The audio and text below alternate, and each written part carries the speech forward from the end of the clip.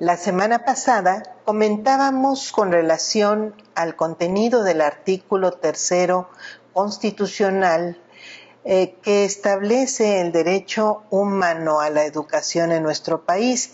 Hablábamos de que ha sido reformado en poco más de un siglo, que lleva vigente la Constitución Política de los Estados Unidos Mexicanos desde 1917, ha sido reformado en 11 ocasiones. ¿Cómo ha interpretado la Suprema Corte y el Poder Judicial en su conjunto estas reformas y el contenido del artículo 3º constitucional? Vamos a comentar ahorita solamente respecto de dos reformas. En general, los criterios de la Suprema Corte en sus jurisprudencias respecto al derecho humano a la educación son un poco dispersos. Se trata de tesis en las que resuelve detalles muy específicos que tienen relación, sobre todo administrativa, con este derecho.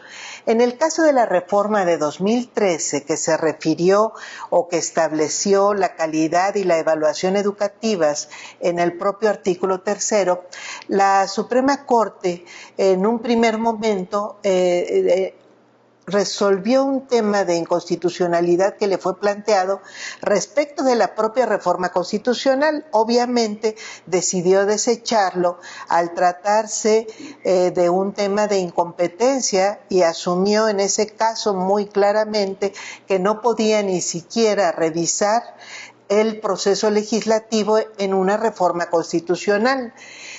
Más adelante le fue planteado otro tema respecto de esta reforma, pero ya en su aplicación en la Ley General de Educación, y en ese caso decidió considerar la reforma educativa como una reforma laboral y desechó la impugnación que le hicieron maestras y maestros del país con relación a las nuevas condiciones de relaciones laborales establecidas en esta ley, y las desechó decidiendo de una manera muy particular, indicando que ya no les era aplicable el artículo 123 constitucional, apartado B, sino que en el propio artículo 3º se estaban estableciendo ya relaciones laborales de excepción al gremio magisterial. Fue un criterio muy desafortunado que vivimos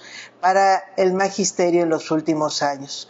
La reforma de 2019 viene a reparar un tanto estas condiciones de excepción de las relaciones laborales del magisterio, entre otros temas. Es una reforma muy amplia que considera por primera vez en nuestra Constitución el derecho verdaderamente universal, porque ahora sí se plantea que la educación pública en el país deberá ser gratuita, laica, obligatoria, pero además deberá abordar desde el nivel inicial hasta el nivel de licenciatura como parte de la obligación de impartición del Estado. Es una reforma que por primera vez valora al gremio magisterial en su función educativa o en su función en el desarrollo de la educación nacional del país.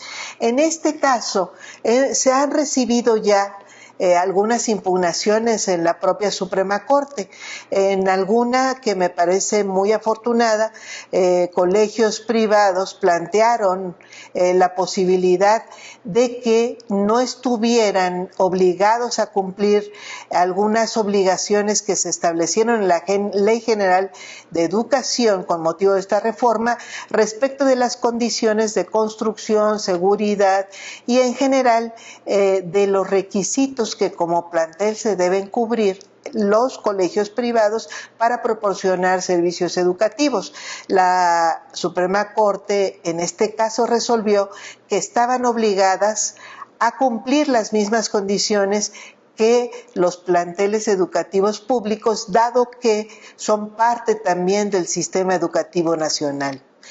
Otro tema que se le ha planteado recientemente a la Suprema Corte tiene que ver con la gratuidad establecida ahora de la educación pública que proporcionan las universidades del país. Universidades públicas de los estados, universidades públicas de la federación, y es un tema muy importante y muy interesante. Por lo pronto ha resuelto que se debe interpretar los artículos transitorios para respaldar esta gratuidad, que señalan que deberá hacerse de manera progresiva y va a entrar en ejecución un mecanismo presupuestario que dispuso la propia reforma a cargo del gobierno federal.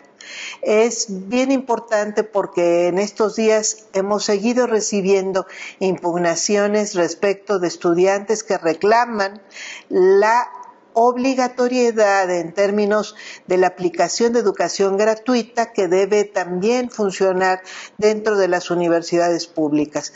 Esta Suprema Corte tiene una oportunidad magnífica para apoyar de manera más congruente, más sólida y decidida el derecho humano a la educación pública con el atributo de la gratuidad a nivel superior en todo nuestro país.